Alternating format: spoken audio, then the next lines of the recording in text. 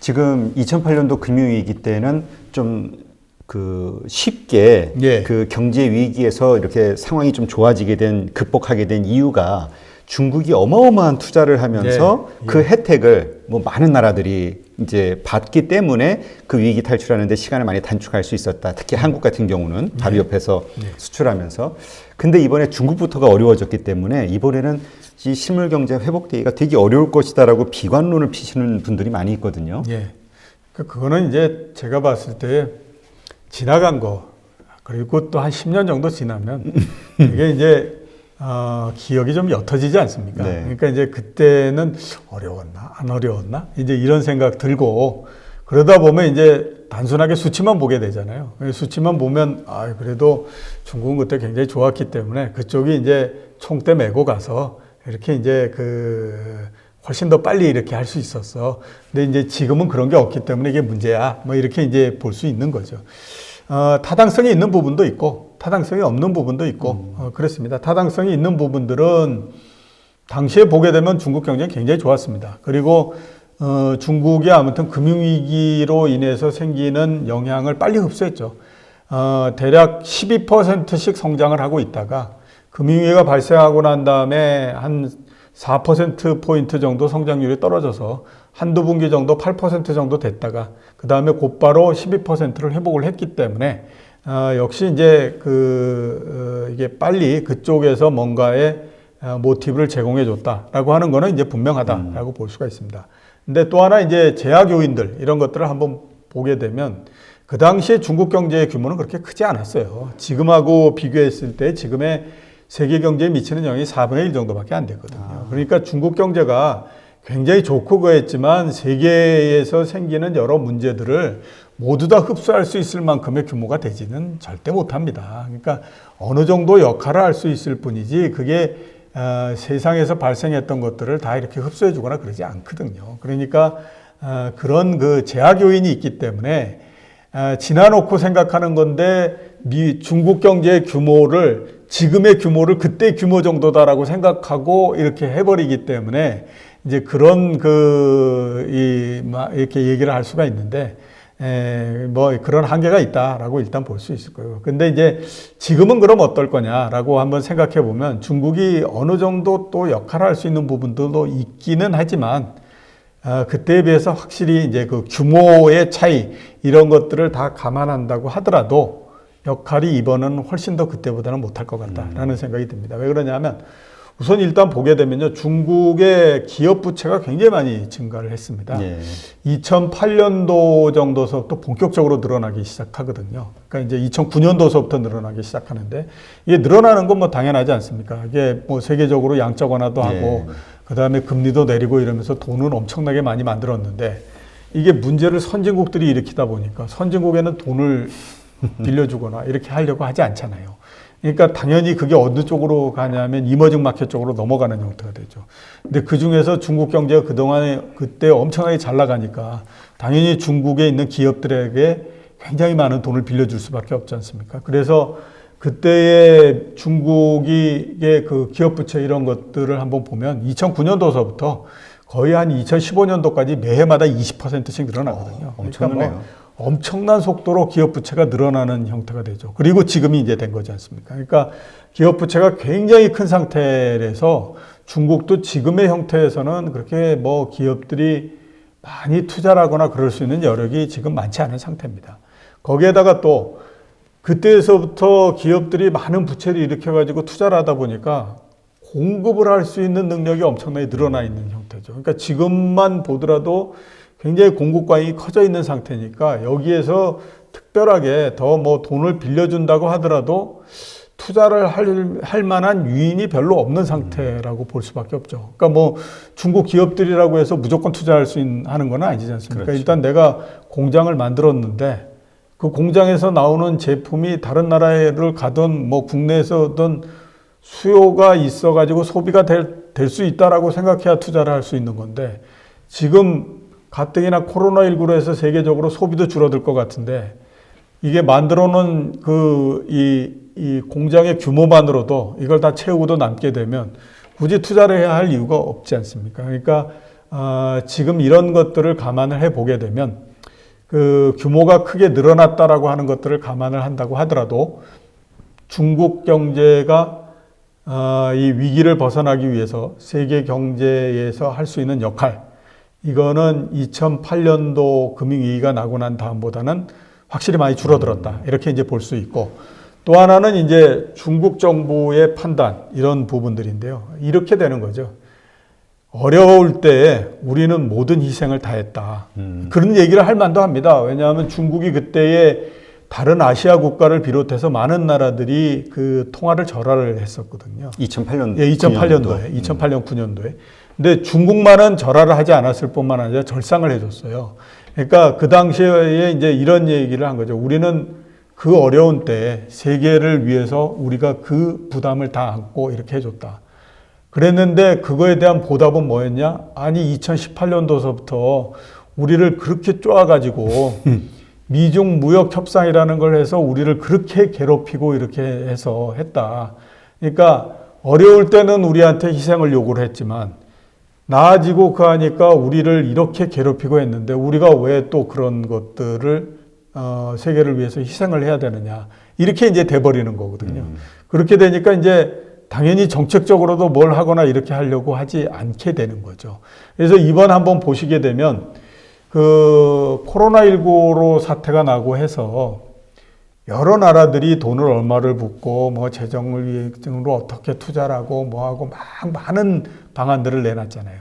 근데 중국에서는 금리를 어느 정도 내리고 뭐 이렇게 하겠다라고 하는 것 정도만 내놨지 재정을 통해서 어떻게 그 이 경기 부양을 시키겠다라고 하는 것들에 대해서는 아직까지 안이 나오지 않지 않습니까? 그러니까 그게 딱 그거인 거거든요. 우리는 그때 그렇게 해서 희생을 했고 또 그 우리가 굉장히 많은 그 이 재정을 지출해 가지고 투자를 하고 이렇게 해서 해가지고 그 부담이 지금까지도 남아 있는 형태인데 그렇게 해서 우리는 금융 위기를 세계가 벗어날 수 있게 많은 그 우리가 노력을 했는데 아니 돌아오는 거는 2018년도서부터 우리를 그렇게 괴롭히고 말이야. 이게 뭐냐 이렇게 되다 보니까 중국이 아무튼 그렇게 많은 역할을 하겠다 하는 것들이 지금으로서 나오기가 굉장히 어려운 형태 이렇게 됐다라고 봐야 되는 거죠. 근데 이제 지금 이번에 나오는 뉴스들을 보면 예. 미국과 중국 트럼프 대통령이 이제 지금 의도적으로 뭐 중국 바이러스 이런 식의 표현을 하면서 이제 뭔가 중국에게 책임을 묻으려고 하는 그런 그 의도를 나타내는 게 아닌가 이런 얘기하는 분들이 있거든요. 물론 그렇죠. 그런 것들이 어느 정도 있다라고 봐야 되는데 이제 뭐 그게 그 코로나19로 해가지고 그 미국의 경제가 갑자기 얼어붙고 이러는 것들에 대한 것들을 모두 다 떠넘기기는 어렵고요. 그렇게 얘기하는 것들의 가장 큰 부분은 일단은 아무튼 올해의 그 대통령 선거가 있기 때문에 그 정치적인 부분들의 그 역할이 훨씬 더 크다라고 봐야 되겠죠. 그러니까 이렇게 이제 경기가 나빠지고 뭐 이렇게 해서 코로나 때문에 이렇게 가고 그랬는데 그거의 상당 부분의 이제 그 책임을 중국한테 떠넘겨 버리는 형태가 되면 그게 서로 뭐 네 말이 맞다 내 말이 맞다 서로 논쟁을 하고 그하겠지만 트럼프 대통령 입장에서 봤을 때는 그런 논쟁이 벌어지는 것 자체가 본인한테 불리한 거는 아니죠. 그냥 가만히 있게 되면 이거에 따라서 왜 처음에 그렇게 대응을 엉망으로 했느냐, 그 다음에 또 뭐 그래서 경제가 이렇게 나빠져서 우리는 죽겠다 살겠다라고 얘기를 하는 거를 내가 전부 다 뒤집어 써야 되는 입장인데, 아니 중국하고 서로 이렇게 막 치고받고 그하게 되면 우리도 그랬지만 쟤네가 이게 이렇게 했기 때문에 이러면서 이제 되는 거거든요. 그러니까 이게 그 정치적인 이슈화를 시켜가지고 그 정치적인 이슈를 통해서 이제 나의 이 선거 이런 것들을 유리하게 끌고 가보자라고 하는 부분들이 상당히 있기 때문에 제가 봤을 때는 아무튼 그동안에 트럼프 대통령이 이렇게 나왔던 여러 가지 스탠스를 보면 앞으로도 계속 그 얘기를 할 거다라는 생각은 많이 듭니다. 근데 그렇게 되면 제일 큰 문제가 뭐냐면 중국한테 야 이거 우리가 이렇게 세계를 회복시키고 하는데 너희도 좀 역할을 해줘야 되지 않겠느냐라고 하는 거에 대한 요구를 전혀 할 수가 없게 되는 거죠. 중국의 영향력이 그렇게 있나요? 그러니까 뭔가 요청을 할 만큼? 미국에서 중국에게 예. 야, 너희도 이만큼 희생을 하든가 아니면 이렇게 좀 노력을 해줘라고 요구할 만한 예, 그렇죠. 힘이 있는 있죠. 건가요? 왜냐하면 어떻게 됐든지 경제 면에서 봤을 땐 G1, G2잖아요. 그러니까 그 G2고 그다음에 전체 그 GDP가 미국의 60% 정도가 되기 때문에 그 중국이 가지고 있는 힘이라고 하는 것도 무시할 수가 없는 거거든요.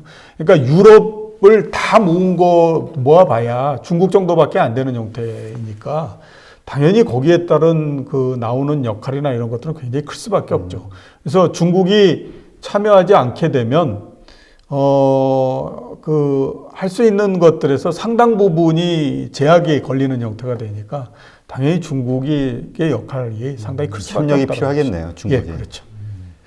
그러면 지금 이제 어쨌든 이렇게 경제가 그 금융시장이 조금 안정화되는 듯한 주식시장이 좀 진정세를 보이고 이렇게 됐지만 또 많은 분들이 우려하는 게 지금 이제 1분기 실적 발표가 나오고 나면 다시 이게 꼬꾸라질 것이다. 그래서 이제 뭐 더블 D 형태로 무너질 것이다. 이런 얘기 하시는 분들이 있거든요. 예.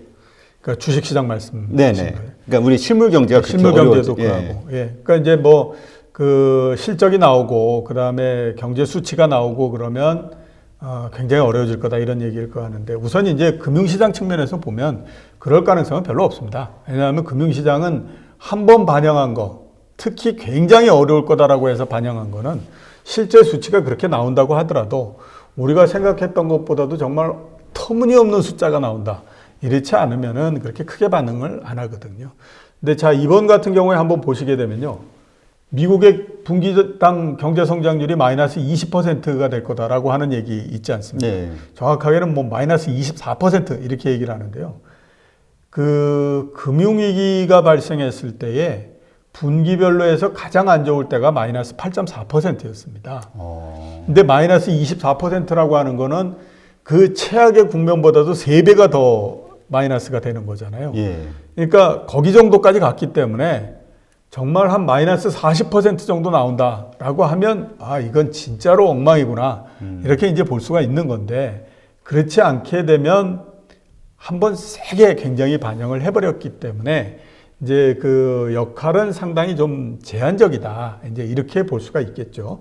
그 다음에 이제 실물 측면에서 봤을 때는 당연히 뭐 2분기나 많이 가게 되면 이제 그 코로나19의 상황에 따라서 뭐 기간이 연장되고 뭐 이런 것들이 있겠지만 많이 가게 되면 3분기 정도까지도 그 영향은 어느 정도 이제 그 계속될 수 있다. 이제 이렇게 그 우리가 그 볼 수가 있는데 그 이제 실물 측면에서는 한번 생각을 해보면 이렇게 이제 볼 수가 있죠. 지금 엄청나게 많은 그 부양책을 내놓고 네. 이렇게 이제 가고 있지 않습니까? 미국 같은 경우에 이번에 통과시킨 게 2.2조 달러니까 미국 전체 예산의 절반입니다. 그 다음에 그 미국 GDP의 10% 정도를 한 방에 쏟아붓는 형태가 된 거거든요. 이게 어느 정도로 강도가 센 거냐면요. 금융위기가 나고 2008년도 9월 달에 나지 않습니까? 11월 달에 한번 통과될 때 하고 그 다음에 2월 달에 또 그 경기부양대책이 나올 때 하고 그러니까 1차, 2차 경기부양대책이 나온 걸 모두 다 합치면은 1조 6천억 달러입니다. 그러니까 그거보다도 훨씬 더 액수가 많잖아요. 그러니까 이게 막 들어가는 거 자체를 우리가 무시할 수가 없어요. 지금 이제 보면 지금 이 상황에서 뭐 돈을 뭐 얼마 넣는다고 그러지만 그게 뭐 그렇게 크게 역할을 하겠어? 이런 생각을 하잖아요. 그게 똑같이 금융위기 때는 그러면 뭐라고 얘기들 했을까? 이렇게 보면 그때도 똑같은 얘기를 했었습니다. 그러니까 이게 상황이 얼마나 어려운 상태인데 여기에 지금 뭐 얼마를 넣는다고 그래가지고 그게 뭐 역할을 할 수 있겠어? 지금 뭐 그거는 특별하게 역할을 못하고 앞으로 한번 봐봐. 굉장히 오랜 시간 동안 경기가 안 좋은 L자형으로 쫙 깔려버리는 형태가 돼. 이런 얘기를 했었거든요. 근데 실제로 한번 보면 금융시장은 2009년 1월 달이니까 9월 달에 문제가 생기고 1월 달 되면 1차 바닥을 만들고 한번 반등을 했다가 다시 내려가서 5월 달 되면 진짜로 두 번째 바닥을 만들고 그 다음서부터 올라가기 시작하거든요. 그 다음에 실물 경제도 보면 그랬다가 2009년도 중반 정도 되면 올라오기 시작해서 11년 동안을 계속 이제 회복돼서 갑니다. 그러니까 실물 경제도 지금 이 그 자금을 비롯해서 막 이렇게 그 돈이 들어오는 거, 이 영향을 무시할 수 없거든요. 네. 그래서 아마 제가 봤을 때는 2분기 내지 3분기 정도를 바닥으로 해서 올라오기 시작하면 처음에는 굉장히 빠른 형태의 V자 형태가 나옵니다. 그런 게 있기 때문에 전혀 역할을 못한다 이런 것들은 안 나오고요. 금융시장도 마찬가지고 실물도 마찬가지고 시간이 좀 지나면서 틀림없이 어느 정도 회복되고 이런 것들이 나온다 이렇게 이제 볼 수가 있겠죠. 그러면 우리가 1분기 실적이 말씀하신 대로 지금 이제 일반적으로 시장에서 예측하는 미국 경기가 됐든 즉 경제가 됐든 뭐 20%이 정도 선보다 월등하게 높은 수치가 나오기 전까지는 그 정도의 수치는 그냥 이렇게 충격을 흡수할 수 있다 이렇게 보면 될까요? 그렇죠. 그러니까 뭐 미국의 경제 성장률이 분기당 봤을 때 마이너스 한 30% 나왔다. 그러면 이거 진짜로 이거 가는 거구나 이렇게 이제 볼 수 있지만 마이너스 한 10% 나왔다 이러면 마이너스 24%까지도 봤는데 마이너스 10%야 뭐 그 정도는 뭐 양호한 거 아니야? 이렇게 이제 볼 수 있기 때문에. 그러니까 결국은 실적 발표를 아주 주의 깊이 봐야겠네요. 어느 정도가 나오는지. 예, 그렇죠. 그리고 그런 상황이 됐을 때 좋아질지 안 좋아질지는 코로나가 얼만큼 빨리 진정이 되느냐, 더 오래 지속이 확산이 될 것이냐에 따라 달라지는 거잖아요. 예, 그렇죠. 그러면 이게 이제 치료제가 나올 때가 반등의 어떤 모멘텀이 될 수 있는 건가요? 아니요, 거기까지 가지는 않고요. 그 전에라도. 그렇죠. 그러니까 특히 금융시장 같은 경우에는 그 치료제가 나올 때까지 하거나 이러지는 않습니다. 그러니까 이제 금융시장이라고 하는 것이 속성 자체가 모든 발생하는 거 좋으면 좋은 대로, 나쁘면 나쁜 대로. 좋으면은 이게 최대한으로 좋아지는 데가 좋아지면 어떤 모습이 될까라고 하는 것들을 초기에 상상을 해서 다 반영을 해버리거든요. 그 다음에 이제 나쁜 거 같은 경우에는 이게 최악의 경우에는 도대체 어떤 모양이 될까 하는 것까지를 초반에 다 상상을 해서 반영을 해버립니다. 그러니까 이번 같은 경우에 보면 그렇지 않습니까? 막 주식시장이 정말 30몇 %가 한꺼번에 떨어지고 막 이런 형태가 나오잖아요. 그게 이제 코로나19가 최악의 국면이 되면 어떤 모양이 될까라고 하는 것들을 가정을 해가지고 이제 막 끄집어 내려서 이렇게 되는 거거든요. 그렇기 때문에 이게 일반적인 속성의 형태를 봤을 때는 이게 치료제가 나오고 이러는 걸까지 가지는 않고요. 되게 이제 그 전에 반등을 해가지고 이렇게 쭉 올라오고 하는데 최대한으로 늦춰서 생각을 한다고 하더라도 어느 시점 정도 되면 이제 그 영향력이 점차적으로 사라지는 형태가 되냐면 변곡점을 지난다라고 얘기하지 않습니까? 네. 우리나라도 보면 이번 같은 경우에 막 해가지고 이제 31번 환자서부터 시작해서 막 폭발적으로 증가를 해서 어떤 날은 보게 되면 1000명이 되기도 했다가 막 이렇게 되잖아요. 근데 이제 점점 줄어들어서 이제 100명 단위로 들어가고 그러면 그래프를 그려보면 이렇게 왔다가 갑자기 쫙 올라갔다가 그 다음에 천천히 이렇게 돼가지고 그 각도가 확 줄어들어 버리는 형태가 나오잖아요. 그때를 이제 변곡점이라고 얘기를 하거든요. 대개 그 변곡점을 넘는 순간이 되게 되면 그 영향력이 그렇게 크게 나오지는 않죠.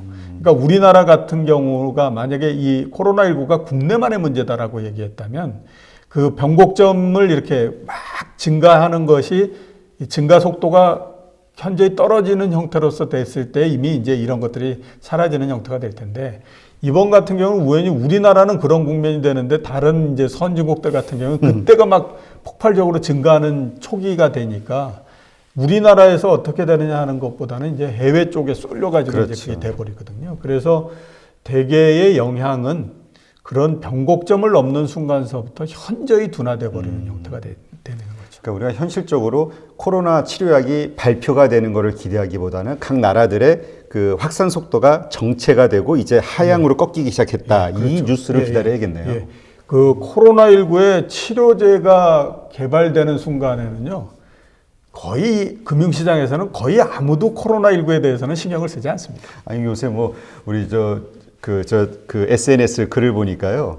요새 방송을 보면은 왜 이렇게 신약 발표, 코로나 신약 발표가 많냐고.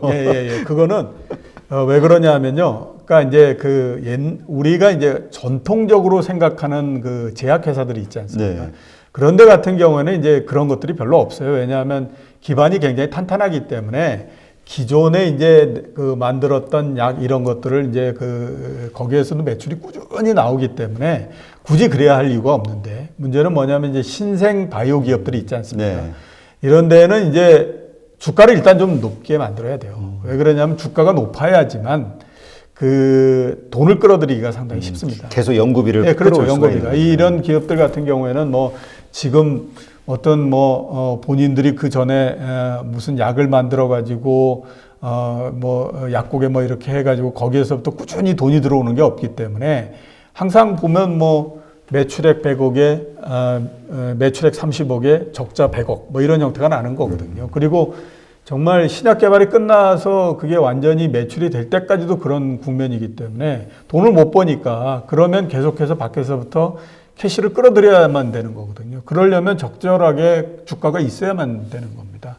그러면 지금 같은 때 가장 좋은 건 뭐냐면 우리도 신약 개발을 한다. 이렇게 코로나에서 관련해 가지고 우리가 약을 지금 개발하고 있어. 이러면서 이제 막 하게 되면 주가가 굉장히 좋아지잖아요. 그래서 이제 뭐 이놈도 만든다, 저놈도 만든다, 뭐 이러면서 이제 한꺼번에 다 나와가지고 막 이제 얘기를 하고 이렇게. 이럴 때 투자자들이 되게 조심해야겠네요. 예, 그렇죠. 이게